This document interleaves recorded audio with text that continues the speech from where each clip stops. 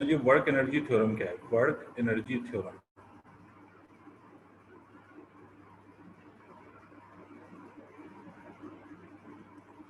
अगर आप work energy theorem की बात करें तो वर्क एनर्जी थ्योरम ये कहता है कि work done on a body by a force is always equal to change in its kinetic energy. देखो, जब भी आप किसी भी बॉडी पे फोर्स लगाओगे तो that force will do some work, that force will perform some work. मतलब आपने बॉडी पे वर्क फोर्स लगाया तो बॉडी को वो फोर्स डिस्प्लेस करेगा, तो हम कह सकते हैं कि बॉडी पे कुछ वर्क हो रहा है ड्यू टू दैट फोर्स। ठीक है, तो ये जो भी आप जितना भी वर्क करते हो वो सारा का सारा work is always equal to the change in kinetic energy of the body. ठीक है, this is known as work energy theorem. अब देखिए, वर्क एनर्जी थ्योरम को हम प्रूव करेंगे सर। इसके लिए आप ऐसे इमेजिन करो कि यू हैव अ बॉडी जिसका मास हम मान लेते हैं सर m है, और body is going with the velocity of u। इस पे हमने कोई फोर्स लगा दिया, mass is m, mass of the body is m, ये बॉडी u वेलोसिटी से चल रही थी। हमने इस बॉडी पे कोई फोर्स लगा दिया, let the application of the force is f। तो बेटा होगा क्या? आपको पता है कि जब भी आप किसी भी बॉडी पे फोर्स लगाओगे that force will change its velocity. मतलब अगर बॉडी रेस्ट में है तो वो मोशन में लाएगा, बॉडी अगर मोशन में है तो फोर्स लगा दोगे तो वो उसकी वेलोसिटी को चेंज कर देगा, है ना? यही तो करेगा। तो आपने फोर्स लगाया तो the velocity of the body will change, और मान लीजिए कि ये फोर्स ने बॉडी की velocity after some time it made the velocity v। तो बेटा ऐसा तो नहीं हुआ होगा कि आपने फोर्स लगाया और वेलोसिटी अचानक चेंज हो गई।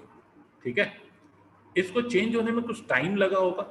आपने फोर्स लगाया तो body will take some time to change its velocity. आपने देखा होगा ना कि जब आप गाड़ी में ब्रेक भी लगाते हो तो गाड़ी को रेस्ट में आने में, अगर सडन ब्रेक भी लगाते हो तो गाड़ी रेस्ट में आते आते कुछ डिस्प्लेसमेंट कवर करती है। इसीलिए आपसे हमेशा बोला जाता है ना कि आप हमेशा keep some distance between your vehicle with other. उसका रीजन यही है कि अगर आपको अचानक कहीं ब्रेक लगाना पड़ जाए और बिल्कुल आपके आगे कोई व्हीकल चल रहा है और आप बिल्कुल उसके पीछे चल रहे हो, तो अगर आप अचानक ब्रेक लगाओगे ना तो रुकते रुकते गाड़ी जो है वो आगे वाले को हिट कर सकती है। क्लियर? तो इसलिए आपको डिस्टेंस रखना पड़ेगा ताकि वो आगे वाले को हिट नहीं करे और उससे पहले वो रेस्ट में आए। तो एनीवेज, तो मान लो कि मैं आपसे ये कह रहा हूँ कि ये बॉडी की वेलोसिटी चेंज हुई है, and during this process of change of velocity body is displaced bye a displacement of S. ठीक है गुण? बॉडी कितना डिस्प्लेस हो गई बेटी? एस डिस्प्लेस हो गई, राइट? तो इसका मतलब हम कह सकते हैं कि इस फोर्स ने वर्क किया। अगर मैं वर्क डन निकालूं यहाँ पर, तो work done by this force, because I have applied a constant force, तो work done can be written as equal to F into S. This is the work done, force into displacement. पहला point. दूसरी बात, जब when the body has a velocity of u, तो उस instant पे अगर हम इसकी काइनेटिक एनर्जी लिखें तो काइनेटिक एनर्जी को हम लिख सकते हैं half mu square. This is the initial kinetic energy of the body. और इसकी अगर हम फाइनल काइनेटिक एनर्जी लिखें when the velocity has become v, तो इसकी हम फाइनल काइनेटिक एनर्जी लिख सकते हैं हाफ mv स्क्वायर। ठीक है, तो there are two kinetic energies, एक इनिशियल है हाफ mu स्क्वायर और एक फाइनल है हाफ mv स्क्वायर। तो सर अगर मैं चेंज इन काइनेटिक एनर्जी लिख लूं, kinetic energy final minus of kinetic energy initial, that will be equal to change in kinetic energy, that can be written as equal to half mv square minus of half mu square। Clear बच्चे? तो change in kinetic energy ऐसे मैं delta से भी represent कर सकता हूं। Delta का मतलब होता है गुण। ये जो ट्रायंगल जैसा बनाया ना बेटा, इसको हम डेल्टा कहते हैं, और डेल्टा जब भी लग जाए इसका मतलब है कि we are talking about change. ठीक है, हम किसकी बात कर रहे हैं? हम चेंज की बात कर रहे हैं। ठीक है, तो यहाँ पर किस चेंज की बात कर रहे हैं? तो we are talking about the change in kinetic energy. और इसको हम ये लिख सकते हैं half m v square minus of u square. गुण आप मुझे बता सकती हैं कि v square minus of u square को अपन क्या लिख सकते हैं? Sir m v half m v plus u v minus u. हाँ, वो तो ठीक है, वो तो मैथमेटिकल फॉर्मूला आप बता रही हैं, ए स्क्वायर माइनस बी स्क्वायर वाला। आप ऐसे समझिए, मैं आपसे ये कह रहा हूँ, इक्वेशन ऑफ मोशन ऐसा कोई है जिसमें ये रिलेशन आता है v square minus of u square is equal to something? हाँ बताइए, वो क्या होता है बेटा? Sir, 2as. Very good. So change in kinetic energy can be written as equal to half into m into 2 into a into s, where 2 and 2 will get cancelled out. m into a can be written as force, because mass into acceleration is force. Force into displacement, this is your change in kinetic energy, force into displacement, and this will be exactly equal to the work done, because आपने work done यही तो लिखा है, force into displacement. इसका मतलब मैंने क्या calculate किया, I just calculated the change in kinetic energy, और वो change in kinetic energy ultimately मुझे किसके बराबर मिल गया, वर्क डन के बराबर। इसी को हम वर्क एनर्जी थ्योरम कहते हैं। Work energy theorem simply states that the change in kinetic equal to the work done on it by an external force. ठीक है, इसको नोट करो, अगर कोई दिक्कत हो तो पूछो।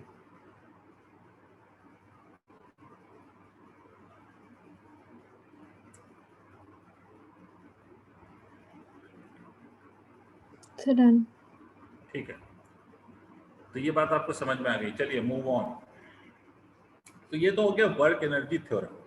पहले हम एक दो एग्जांपल देख लेते हैं इस वर्क एनर्जी थ्योरम के, फिर हम आगे बात करेंगे। जैसे मान लो एक एग्जांपल है कि मैं आपसे ये कह रहा हूँ कि let's say there is a body, और इस बॉडी पे हमने फोर्स लगाया, मेरे बच्चे, इस बॉडी पे हमने फोर्स लगाया 20 न्यूटन का। Initial velocity of the body was मान लो 6 मीटर पर सेकेंड। ठीक है, बॉडी पे हमने फोर्स लगाया 20 न्यूटन का, और body is displaced by 10 metre due to the application of this force. तो आपको बताना है कि what will be the final velocity of the body. Final velocity of the body, इसको दो तरीके से अपन सॉल्व कर सकते हैं। हम यहाँ पर वर्क एनर्जी थ्योरम अप्लाई करके सॉल्व करेंगे। ठीक है, और मास ऑफ द बॉडी मान लीजिए कि 2 kilogram. I can solve this by two methods. I can solve it by equation of motion, or even I can solve it by work energy theorem. ठीक है, तो मैं यहाँ पर वर्क एनर्जी थ्योरम का आपको एक बेसिक सा एप्लीकेशन बता रहा हूँ, फिर उसके बाद आगे का एप्लीकेशन बताता हूँ आपको। देखो यहाँ पर आपको फोर्स पता है, डिस्प्लेसमेंट पता है, and this force is constant. तो बच्चे गुण वर्क डन को मैं ऐसे लिख सकता हूँ, force into displacement that is 20 into 10, मतलब this will be written as equal to 200 joules. ठीक है बेटा, हमें मालूम है कि as work done is always equal to final kinetic energy half mv square minus of initial kinetic energy that is half mu square. तो अगर मुझे फाइनल वेलोसिटी निकालनी है तो मैं ऐसे भी लिख सकता हूँ, half mv square is equal to work done plus of half mu square. ऐसे लिख सकता हूँ गुण? Yes, sir. ठीक है, तो बच्चे मेरे, मैं ऐसे लिख सकता हूँ, half mass of the body is 2 into v square. Work done आपने कैलकुलेट कर लिया 200 plus of half into mass, mass की वैल्यू फिर से 2 multiplied by u square. u की वैल्यू कितनी है 6, तो 6 का स्क्वायर मतलब 36। this 2 and this 2 goes, this 2 and this 2 goes, तो v स्क्वायर बराबर कितना हो जाएगा 236। तो v की वैल्यू कितनी हो जाएगी, अंडर रूट ऑफ 236 मीटर पर सेकेंड। ठीक है, we got this answer from work energy theorem. Yes, I am again and again saying the same कि ये जरूरी नहीं है कि आप इसको वर्क एनर्जी थ्योरम से ही सॉल्व करते, you can even solve this by equation of motion, but मुझे चूंकि वर्क एनर्जी थ्योरम अभी सिखाना था तो इसलिए मैंने ये एग्जांपल लिया ऐसा। अभी आते हैं एक और पे।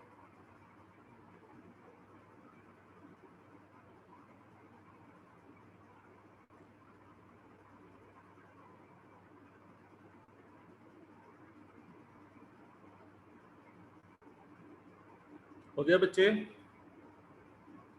Yes, sir. ठीक है, next I will take one more example. अब थोड़ा अच्छा एग्जांपल ले रहा हूं।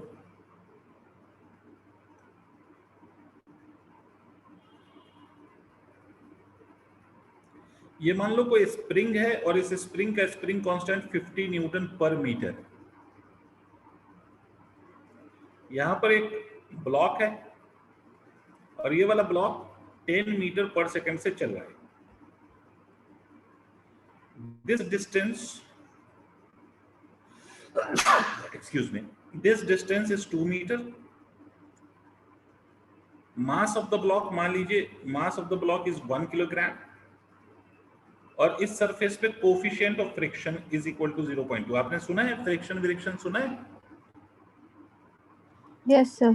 ठीक है, तो आपको इस क्वेश्चन में ये पूछा जा रहा है कि ये ब्लॉक जाएगा, आपको दिख रहा होगा सिचुएशन कि ब्लॉक आगे जाएगा, तो ये ब्लॉक जब आगे जाएगा तो what will it do? It will compress this spring. जब ये स्प्रिंग से टकराएगा तो it will compress the spring. अच्छा बेटा, अगर ये स्प्रिंग है ऐसे और इसको आप कंप्रेस करोगे तो स्प्रिंग आप पे फोर्स लगाएगी या नहीं? ये स्प्रिंग कंप्रेस हो रही है, तो स्प्रिंग आसानी से कंप्रेस होती है या स्प्रिंग भी ऑपोजिट डायरेक्शन में फोर्स लगाती है? ये आपको बताया था मैंने, लगाएगी ना। तो ये स्प्रिंग इस ब्लॉक पे इधर फोर्स लगा रहा होगा, तो होगा क्या? अल्टीमेटली ब्लॉक इधर जा रहा है और इस पे स्प्रिंग का फोर्स इधर लग रहा है, तो ब्लॉक की वेलोसिटी डिक्रीज करेगी विथ टाइम, और डिक्रीज करते करते final velocity of the block किसी इंस्टेंट पे जाके 0 हो जाएगा। ठीक है, अच्छा जिस इंस्टेंट पे जाके ब्लॉक की वेलोसिटी 0 हो गई, एट दैट इंस्टेंट स्प्रिंग में एक मैक्सिमम कंप्रेशन होगा, स्प्रिंग कंप्रेस हो चुकी होगी, राइट बेटा? यहां पर आके फाइनल वेलोसिटी 0 हो गई, बट इस प्रोसेस में स्प्रिंग तो कंप्रेस हो गया ना ड्यू टू द ब्लॉक। तो आपका क्वेश्चन ये है कि what is the compression in the spring? Find compression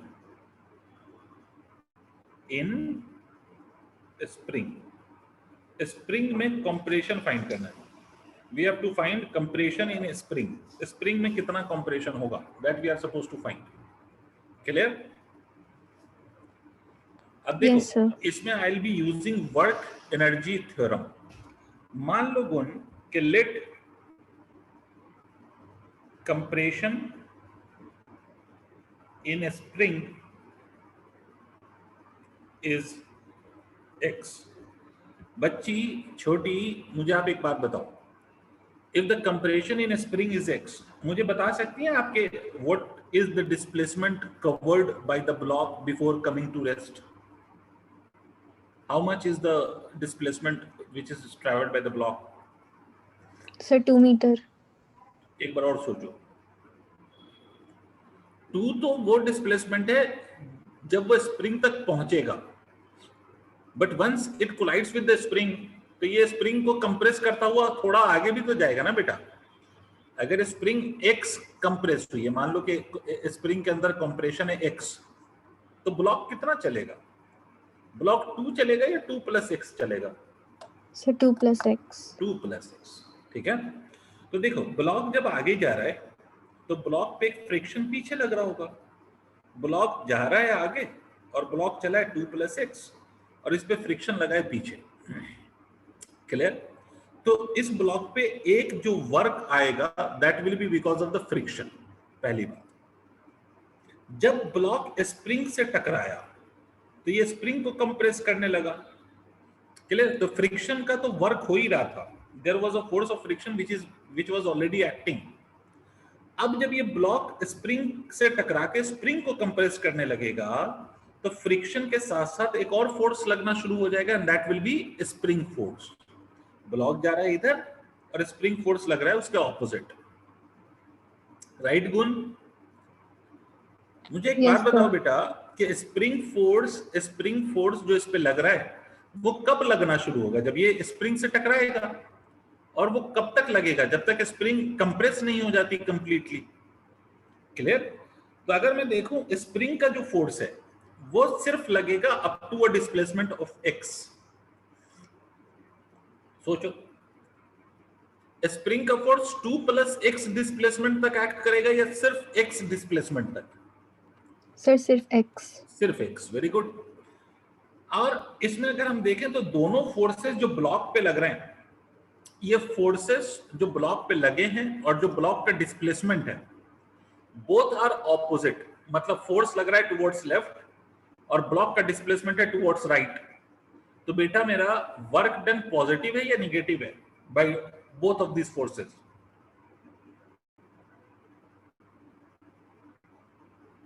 sir negative. Very good, obviously negative, because force and displacement are oppositely directed. तो work done by either spring force और frictional force both are negative. तो आप लिखेंगे work done, मैं बता देता हूं कैसे लिखते हैं, work done by friction plus work done by spring force, because here are two forces, spring force and friction. This और कोई तीसरा फोर्स तो नहीं है, there is no other third force. mg लग रहा है बट mg का कोई वर्क नहीं है यहाँ पर, बिकॉज बॉडी हॉरिजॉन्टल सरफेस पे चल रही है। तो as long as the body is going on the horizontal surface, there will be no work done by mg। ठीक है, तो this whole work done must be equal to change in kinetic energy मेरे बच्चे। अब work done by friction आप क्या लिखेंगे, friction multiplied by displacement of the block with a negative sign, because work negative आ रहा है। और स्प्रिंग के फोर्स का जो वर्क डन होता है, ये मैंने लास्ट डे जब भी पढ़ाया होगा तो मैंने आपसे बताया होगा कि जो formula potential energy of the spring का है, वही formula work done by spring force का भी है। ठीक है, हाँ ये यहाँ पर निगेटिव होगा।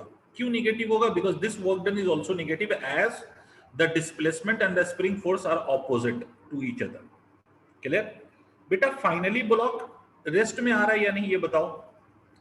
when the spring is maximum compressed, तो finally block comes to rest or not? Yes, sir. तो फाइनल काइनेटिक एनर्जी तो जीरो हो जाएगी ना बेटे, minus of half into m into u square. अब मुझे वैल्यूज रखनी है, वैल्यूज पे ध्यान दो।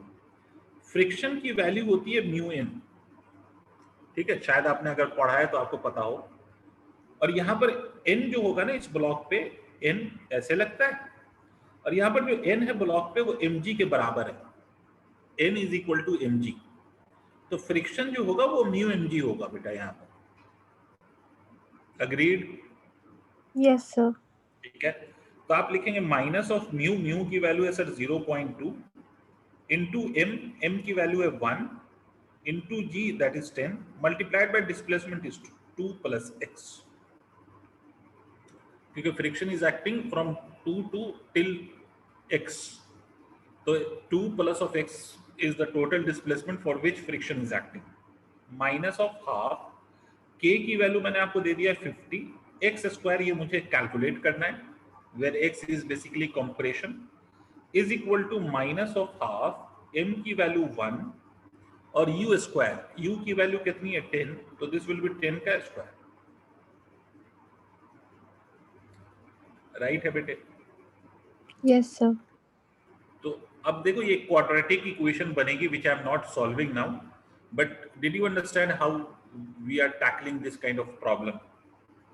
कि Yes, जितने भी sir. फोर्सेस हो, जरूरी नहीं बेटा एक ही फोर्स हो, if there are more than one force also, तो सारे फोर्स का वर्क डन वो हमेशा किसके बराबर होगा? तो that will always be equal to change in kinetic energy. Doesn't matter कि एक फोर्स है या 10 फोर्स हैं, डजंट मैटर। ठीक है, इसको नोट करो, तो फिर मैं आगे बताता हूं। एक और एग्जांपल लेते हैं।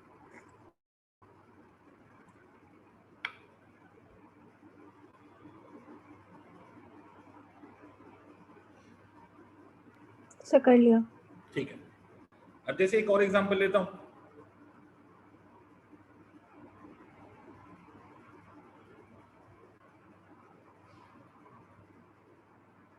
मान लीजिए ये स्प्रिंग फिर से, और इसके साथ ये ब्लॉक। इस स्प्रिंग का स्प्रिंग कांस्टेंट में फिर से मान लेता हूं 50 newton per metre. Initial compression in spring, initial compression in spring is 20 centimetre, मतलब already spring is compressed by 20 centimetre.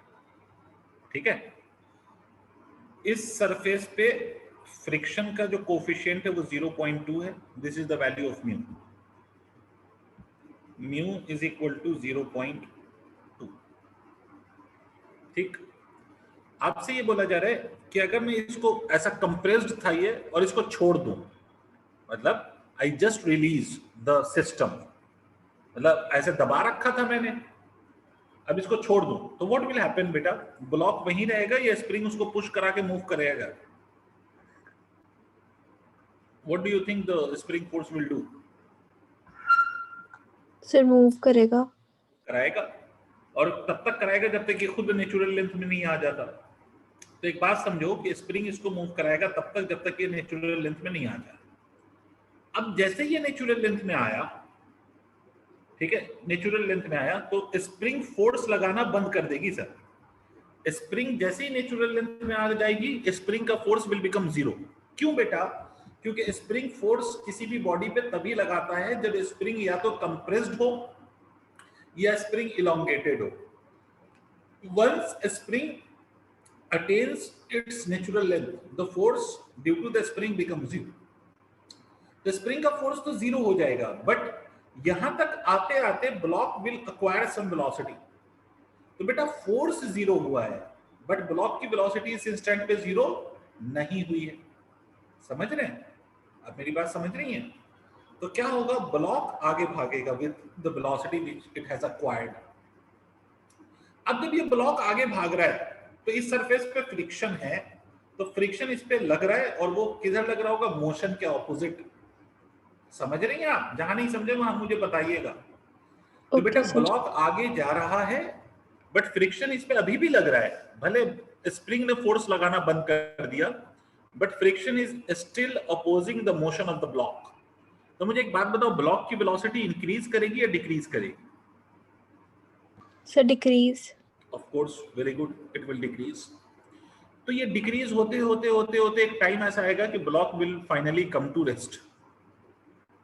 तो क्वेश्चन ये है कि calculate the distance covered by the block before coming to rest. Question का statement है calculate distance covered by block before it stops. चलो फिर से मैं सिखाता हूं कैसे करेंगे। आपको कुछ कुछ आंसर करना पड़ेगा मुझे। मैं फिर से पूछ लेता हूं आपसे कुछ कुछ एक दो बात। बेटा, how many forces are acting on the block? Sir, 2. Very good. And those are, of course, one is a spring force, another one is frictional force. अगर मैं मान लूं कि ब्लॉक ये नेचुरल लेंथ होगा स्प्रिंग का, मान लो, तो मुझे एक बात तो पता है कि सर अगर ये नेचुरल लेंथ है, if this is the natural length, इसका मतलब नेचुरल लेंथ में आने से पहले ब्लॉक 0.2 मीटर चलेगा। 20 सेंटीमीटर को मैंने मीटर में कन्वर्ट किया है बेटे, ठीक है। और उसके बाद फिर ब्लॉक कुछ और आगे तक जाएगा, मान लो यहां तक जाएगा। Let's say this is distance x। Clear है? तो total displacement of the block कितना हुआ बच्चा? Sir, 0. x plus 0.2 plus x, है ना, या x प्लस 0.2। Very good. तो फ्रिक्शन तो कंटिन्यूअसली एक्ट कर रहा है, फ्रिक्शन तो यहीं से एक्ट करना शुरू कर रहा है। तो फ्रिक्शन कब तक एक्ट करेगा? For a total displacement of x plus of 0.2। Friction will act for a total displacement of x plus of 0.2।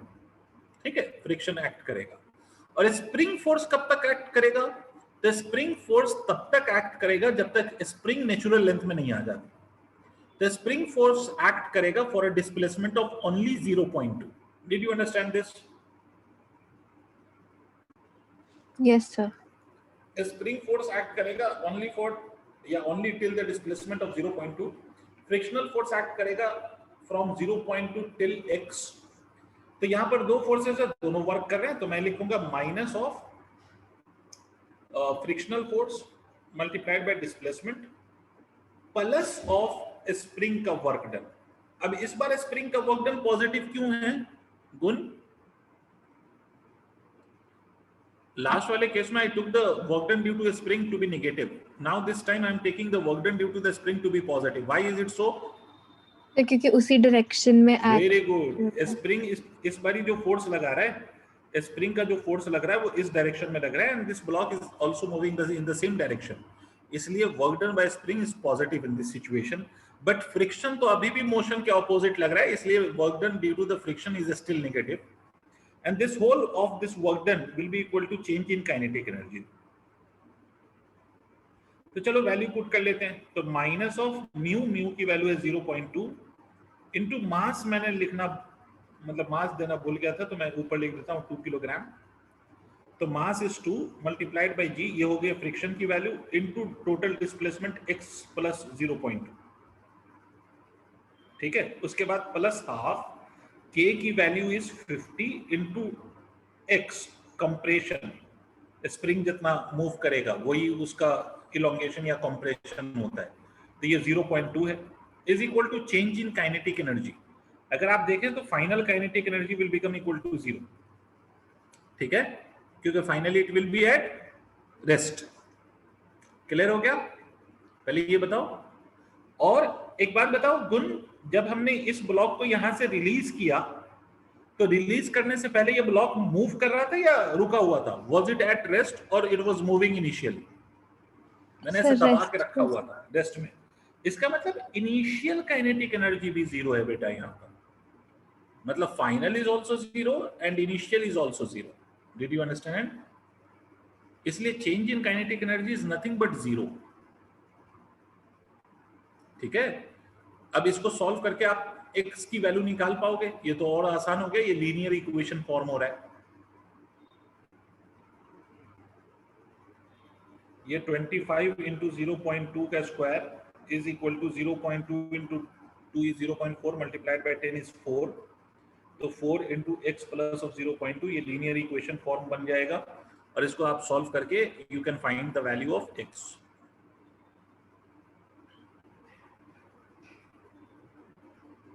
Done बेटा? Yes sir.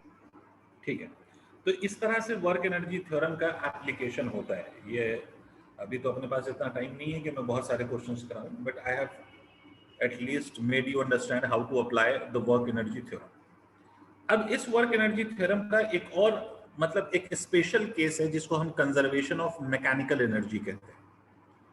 एक्चुअली में वो वर्क एनर्जी थ्योरम का स्पेशल केस है। एक बात याद रखना गुण, work energy theorem is always applicable, उसके लिए कोई लिमिटेशन नहीं है, there is no limitation to this principle, you can always apply और कभी भी कहीं भी अप्लाई कर सकते हो, ठीक है।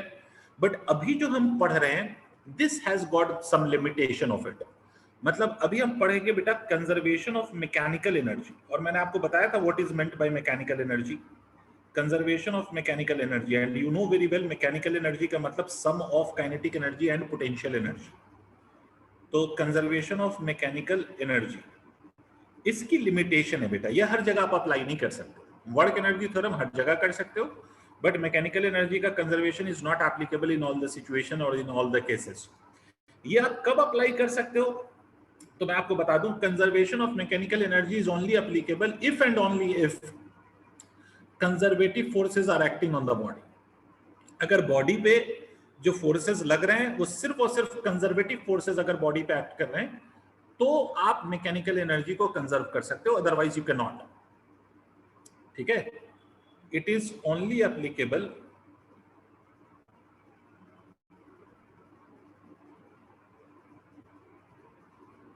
if only conservative forces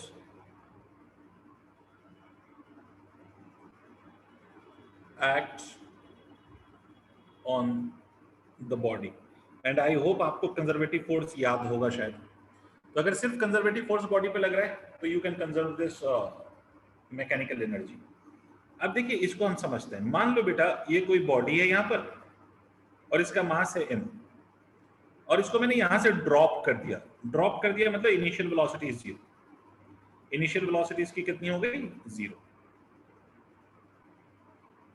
अब जो मैं आपको समझाना चाह रहा हूं वो सुनिएगा। मान लीजिए this point I am calling it as A, तो after some time this body will be somewhere here, मान लो कुछ डिस्टेंस x चल चुका होगा, let this point be B, ठीक है, and after some time this body will be about to hit the surface और the ground, let this point be called as C, ठीक है। मैं तीनों पॉइंट्स पर, जो मैंने 3 स्पेशल पॉइंट्स माने, ये आप कहीं पर भी मान सकते थे, इन बिटवीन और भी पॉइंट्स मान सकते हो आप, आपकी मर्जी है, बट उतना करने की जरूरत नहीं है कि अगर मैं 3 पॉइंट से इस बात को शो कर पा रहा हूं कि मैकेनिकल एनर्जी हर पॉइंट पे सेम है, तो इसका मतलब होगा कि mechanical energy is conserved. Her point पे देखने की जरूरत नहीं है। तो आप देखो, अगर मैं ए पे बात करूं, at A, and assume this to be my reference line, इसको मान लो कि मैं रेफरेंस लाइन मान लूं, तो बच्चे, मेरे मेरे प्यारे बच्चे, मुझे एक बात बताओ, ए पॉइंट पर does this body have kinetic energy at point A? Does it possess any kinetic energy at point A? Yes, sir. बेटा वेलोसिटी देखो कितनी है वहां पर ए पर, what is the No, velocity? sir. No sir. तो Zero. ये zero, तो इसके पास कोई काइनेटिक एनर्जी नहीं है। Can you tell me what form of energy this body is having at point A? So potential energy. Very good, gravitational potential energy. तो मैं ये कह सकता हूं कि मैकेनिकल एनर्जी होती है kinetic energy plus of potential energy, but kinetic energy is zero. तो यहाँ पर जो मैकेनिकल एनर्जी की वैल्यू है that is nothing but mgh, because the height is h when the body is at point a, तो height is h, तो इसके पास जो एनर्जी है वो सीधे सीधे mgh। अब जब मैं पॉइंट बी पे आऊंगा एट बी, तो अब मैं ये कह सकता हूं कि यहां पर बॉडी के पास कुछ वेलोसिटी है, ठीक है, और वेलोसिटी के साथ साथ इस बॉडी की कुछ हाइट भी है। यहां पर अगर आप देखें तो इसकी हाइट कितनी होगी from the ground? This will B h minus of x। मतलब बी पॉइंट पे body has both sort of energies, है ना, दोनों एनर्जीज बॉडी के पास होगी, दोनों एनर्जीज बॉडी के पास होगी। And what are those energy which the body will be possessing at point B? तो काइनेटिक एनर्जी भी और पोटेंशियल एनर्जी भी, दोनों तरह की एनर्जीज बॉडी के पास होगी, ठीक है। तो पोटेंशियल एनर्जी तो आपको पता है कि यहाँ पर m into g into height, height में h माइनस एक्स लिख सकता हूँ, बिकॉज मैंने मान लिया कि b पर पहुंचने के लिए body has come down by height of x, तो बची हुई हाइट कितनी है? h minus x. But sir B point पे वेलोसिटी कितनी होगी इसकी? तो पहले मैं बी पॉइंट पे वेलोसिटी निकाल रहा हूँ, बी पॉइंट पे वेलोसिटी निकाल रहा हूँ बाय यूजिंग दिस इक्वेशन। देखो v square is equal to u square plus of 2as, ये इक्वेशन सुना होगा आपने। u तो जीरो है ना बेटा, तो मैं ये कह सकता हूँ वी स्क्वायर की वैल्यू कितनी हो गई? 2g multiplied by x. Tell me yes और नो, बिकॉज यहां से यहां तक कितना डिस्प्लेसमेंट हुआ है? x। और एक्सेलरेशन क्या होगा? It is the case of free fall, तो एक्सेलरेशन क्या होगा? Acceleration will be equal to the acceleration due to gravity. तो ये कितना हो जाएगा? 2g multiplied by x. अब यहां पर अगर मैं मैकेनिकल एनर्जी लिखूं बी पॉइंट पे, तो क्या लिखूंगा? Half into m, v square will be written as 2gx plus of m into g into h minus of x। Clear है? तो ये 2 और ये 2 कैंसिल हो जाएगा, तो ये आ जाएगा mgx plus of mgh minus of mgx, mgx cancel हो जाएगा, तो मैकेनिकल एनर्जी फिर से कितनी आई? गुण mgh।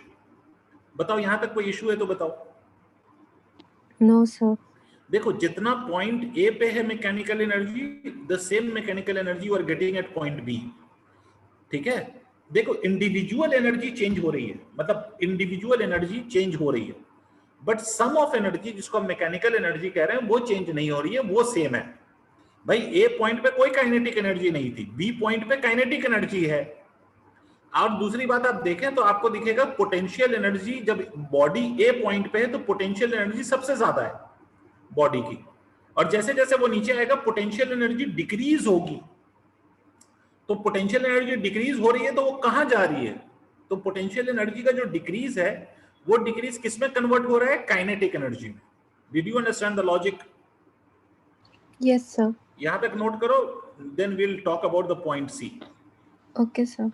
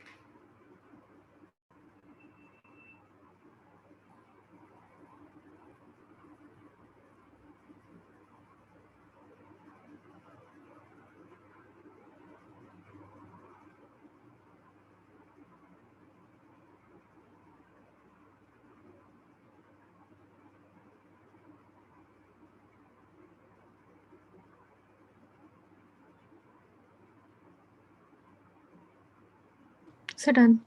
ठीक है, अब last will be talking about point C. मुझे एक बात बताइए गुण कि ये जो बॉडी when it is about to just hit the surface, तो इस बॉडी की हाइट सरफेस के से कितनी होगी? जस्ट ये हिट करने वाला है, बिल्कुल ऑलमोस्ट समझ लो कि ये सरफेस पे है, तो हाइट की वैल्यू क्या होगी एट पॉइंट सी?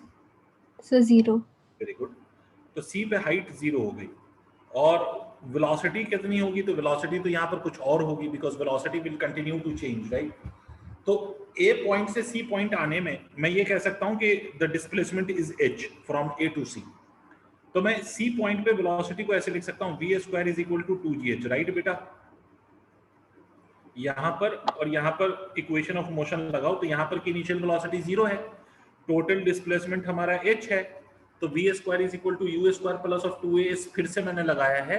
सिर्फ s की वैल्यू क्या हो गई? s की value that is the total displacement becomes h, तो डिस्प्लेसमेंट की वैल्यू हो गई h, तो वी स्क्वायर बराबर कितना हो गया? 2gh, राइट बेटा? Yes sir. ठीक है, तो वी स्क्वायर हो गया 2gh। अच्छा, अच्छा, तो अब यहां पर अगर मैं मैकेनिकल एनर्जी लिखूं तो मैं लिखूंगा half into mass into v square is 2gh plus of potential energy. But potential energy तो सर इस पॉइंट पे आके 0 हो गई, बिकॉज हाइट इज 0। ठीक है, 2 से 2 फिर से कैंसिल हुआ, तो mechanical energy again becomes equal to mgh, उतना ही जितना ए पॉइंट पे थी। इसका मतलब मैं ये कह सकता हूं कि mechanical energy at A is equal to mechanical energy at B is equal to mechanical energy at C. इसका मतलब ये हुआ कि that is mechanical energy is conserved. Conserved का दूसरा मतलब कि it is not changing with time. ठीक है, तो मैकेनिकल एनर्जी टाइम के साथ चेंज नहीं हो रही है। कब? जब सिर्फ और सिर्फ कौन सा फोर्स लग रहा हो? कंजर्वेटिव। और आपको याद होगा कि mg is a conservative force. ठीक है, तो यहां पर सिर्फ mg लग रहा है और mg कंजर्वेटिव फोर्स है, तो मैकेनिकल एनर्जी कंजर्व्ड है। तो इसका मतलब है कि आप बेटा ये कह सकते हैं कि if only mechanical energy acts on a body, तो sorry, if only conservative force, if only conservative force acts on the body, then in that case mechanical energy of the body will remain conserved, it will not change। हाँ, ये अलग बात है कि potential energy increase करेगी तो kinetic energy decrease करेगी, ताकि दोनों का सम क्या रह सके? कांस्टेंट, या वाइस वर्सा। अगर पोटेंशियल एनर्जी डिक्रीज करेगी तो काइनेटिक एनर्जी इंक्रीज करेगी, तो individual form of energy will change, but sum of potential energy and kinetic energy will not change। Clear? और इसी को हम मैकेनिकल एनर्जी का कंजर्वेशन कहते हैं। बट एक बात क्लियर रखिए सर कि मैकेनिकल एनर्जी का conservation is not applicable always, it has limitation. It can only be applied if and only if the conservative forces acts on the body. अब conservative force कौन कौन से हैं? जैसे for example if only if gravity acts on the body, या spring force acts on the body, या electrostatic force acts on the body. ठीक है, तो ही कंजर्वेटिव फोर्स होगा वो, और तो मैकेनिकल एनर्जी कंजर्व होगा। अगर मान लो फ्रिक्शन एक्ट करने लगे तो friction is a non conservative force. तो as friction is non conservative force, you can not conserve mechanical energy. What you can do is you can apply the work energy theorem, but you can not apply the mechanical energy conservation. I hope आपको मेरी बात समझ में आ गई है। Yes sir. ठीक है, जैसे इस पे एक दो एग्जांपल देख लेते हैं बेटा, ताकि आपको और समझ में आ जाए। मान लो बच्चे, मेरे प्यारे बेटे, मैं आपसे कहूं कि सर ये ऐसा इंक्लाइन सरफेस है और यहां पर एक स्प्रिंग लगी हुई है, फिर से स्प्रिंग ले लेते हैं। इस स्प्रिंग का spring constant 50 newton per metre है। यहां पर एक ब्लॉक रखा हुआ था, initially it is at rest, initially it is at rest. Mass of the block is 2 kilogram. ठीक है, आपसे बोला जा रहा है कि ये वाली जो हाइट है, इंक्लाइन सरफेस से कंफ्यूज मत हो जाना, ये जो हाइट है दिस इज 10 मीटर। ठीक है, तो ये ब्लॉक नीचे आएगा, नीचे आएगा आएगा आएगा, और इसके बाद आके क्या करेगा? तो it will compress the spring. सोच के देखो, it will finally compress the spring. ठीक है, ये नीचे आया, आते आते स्प्रिंग से टकराएगा और स्प्रिंग को कंप्रेस करना शुरू करेगा, और तब तक करता रहेगा जब तक इसकी वेलोसिटी 0 नहीं हो जाती। तो आपसे फिर से अगर इस क्वेश्चन में पूछ लिया कि फाइंड कंप्रेशन इन स्प्रिंग, और यहां पर बेटा कोई फ्रिक्शनल फोर्स नहीं है, there is no frictional force anywhere, मैंने फ्रिक्शनल फोर्स लिखा ही नहीं है, देखो। अब मुझे एक बात बताओ गुण कि what are the forces in this case, block पे कौन कौन सा फोर्स लगेगा before compressing the spring and after compressing the spring, what are the forces that would be acting on the block?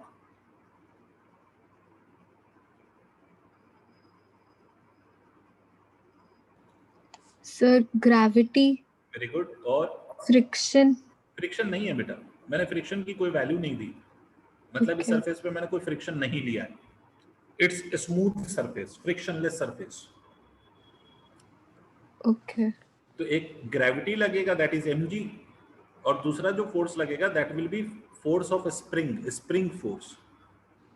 Yes sir. समझ आई बात? तो gravity भी लगेगा और स्प्रिंग फोर्स भी लगेगा, there are two forces that would be acting on this body, right? तो दो, अच्छा ये दोनों फोर्सेस बेटा कंजर्वेटिव है नॉन कंजर्वेटिव है, what kind of forces are these?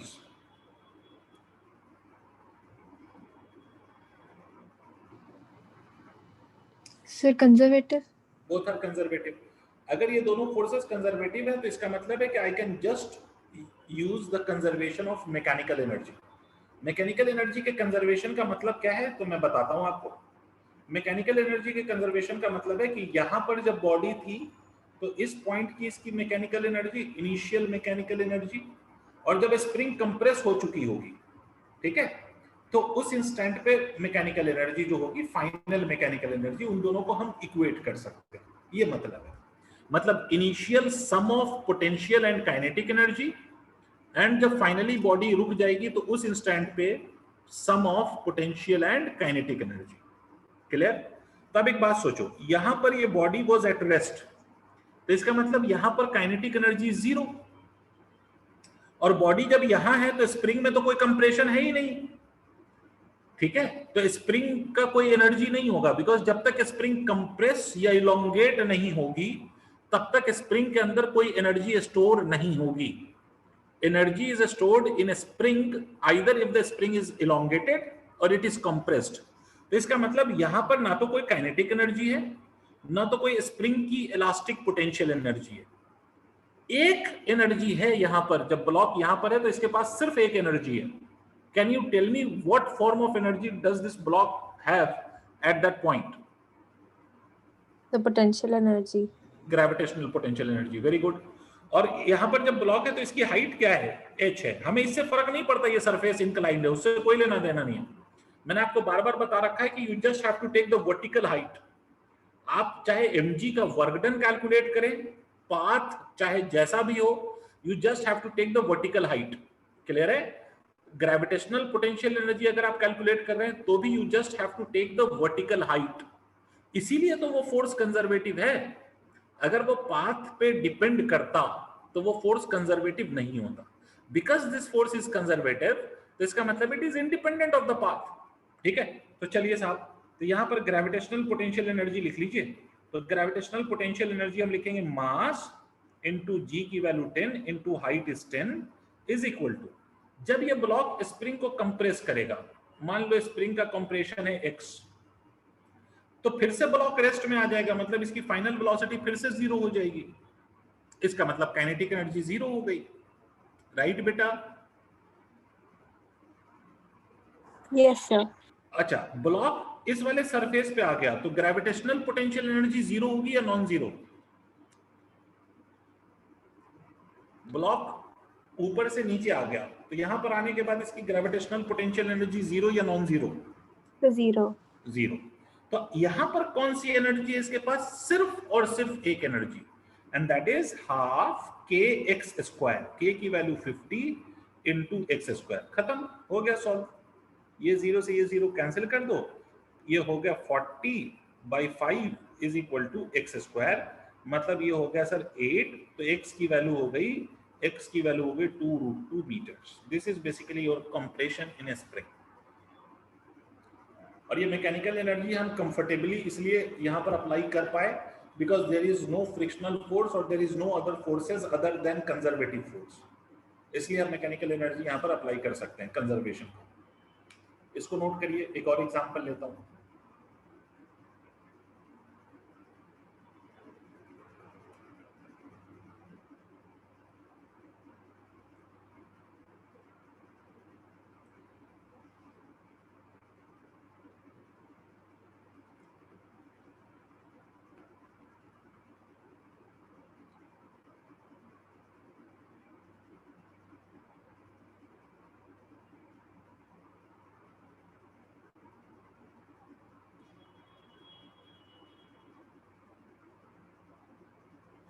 So done. Okay, moving on, I am taking one more example. ऐसा समझो कि ये एक पार्टिकल है which is tied to a string and this string is connected somewhere here. This particle can move, ठीक है, on a circular path and the length of this is 2 meter, let's say. इस particle को हमने इस instant पे कुछ velocity दे दी, let's say the velocity that I have given is 10 metre per second and mass of this particle is equal to 1 kilogram. ठीक है, आपको बताना है कि जब ये पार्टिकल यहां पर पहुंचेगा, लेट्स से यहां कहीं पर पहुंच गया, ठीक है, थोड़ा अच्छा एग्जांपल है बेटा, तो थोड़ा ज्यादा कंसंट्रेट करना आप। ये जब यहां पर पहुंच गया एंड लेट अस अस्यूम कि ये वाला जो एंगल है, ये वाला angle through which the particle has rise is 30 degree मान लो। तो आपको बताना है कि यहां पर इस पार्टिकल की वेलोसिटी कितनी होगी, what will be the velocity of this particle. ये देखो, ये पार्टिकल ऐसे लटका हुआ है, can you see this, a pain in my hand, Yes, sir. और ये ऐसे चला गया, तो ये कुछ हाइट ऊपर गया ना, तो इसकी काइनेटिक एनर्जी भी चेंज होगी और पोटेंशियल एनर्जी भी चेंज होगी। तो आपसे ये पूछा जा रहा है कि what is the velocity of this particle at this height, जहां ये पहुंचा है, ये जहां पहुंचा है वहां पर इसकी वेलोसिटी कितनी होगी। ठीक है, अब देखो, मैं मान लेता हूं गुण कि this I am assuming as my reference line. तो बेटा अगर आप ध्यान से देखो तो पहले ये वाला मेरा पार्टिकल रेफरेंस लाइन पे ही तो है, तो अगर जहां मैंने रेफरेंस लाइन माना है, अगर बॉडी उसी रेफरेंस लाइन पे है, तो मुझे आप बता सकते हैं कि what will be the gravitational potential energy of this body at the reference line. So 0. Very good, very good. यहां पर वेलोसिटी मैंने दिया है, तो इसके पास काइनेटिक एनर्जी होगी, तो it will be equal to half into 1 into 10 का स्क्वायर।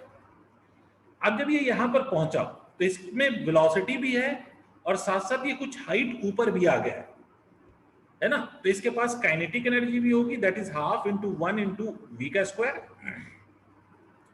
वी हमें निकालना है, plus of m that is 1 into g into h. अब अगर एच की वैल्यू पता चल जाए तो मैं ग्रेविटेशनल पोटेंशियल एनर्जी लिख सकता हूं। अब एच कैसे निकलेगा ये मैं अलग से बता रहा हूं, ध्यान से सुनो।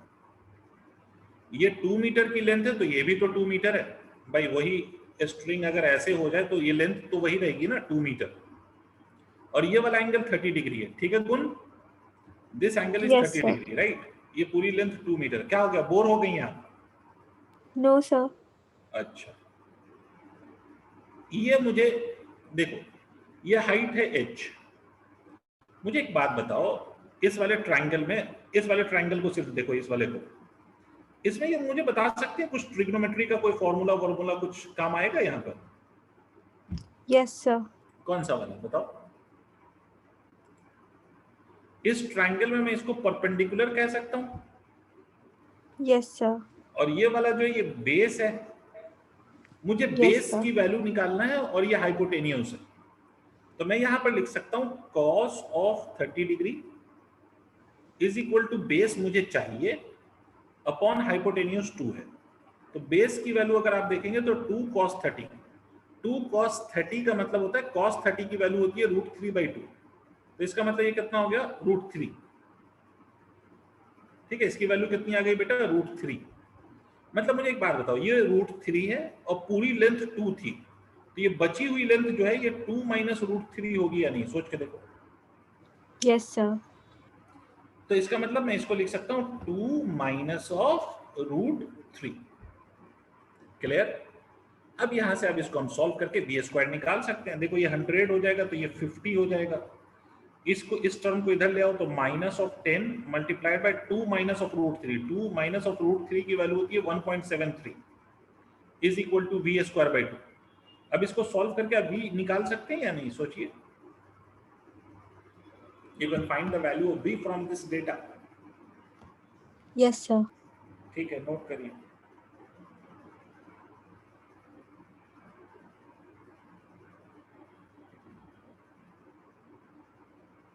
So done. ठीक है, तो this is about conservation of mechanical energy and work energy theorem, we have discussed about this. ठीक है, तो मैकेनिकल एनर्जी भी हो गया हमारा, वर्क एनर्जी थ्योरम भी हो गया हमारा, ना अब इसके बाद की जो चीजें हैं वो मैं कल कराऊंगा, क्योंकि अब जो पार्ट आएगा that will be the part of collision. ठीक है बेटा, कोलिजन Yes, sir. एक पार्ट है जो आपको पढ़ना है, तो it is a different game story all together. तो उस केस में हम क्या करेंगे, उस केस में हम कल ही उस पर डिस्कशन करेंगे। ठीक है, तब तक मैं आपको कहूंगा कि आप इस पे क्वेश्चंस करें, पढ़ें, और उसको भी अगर आप पढ़ के देखें, ठीक है, तो फिर हम आगे डिस्कशन ज्यादा आसानी से कर पाएंगे। ठीक है गुण? Yes, sir. ओके बेटे, that's all Thank you, for today. sir. Welcome बेटा।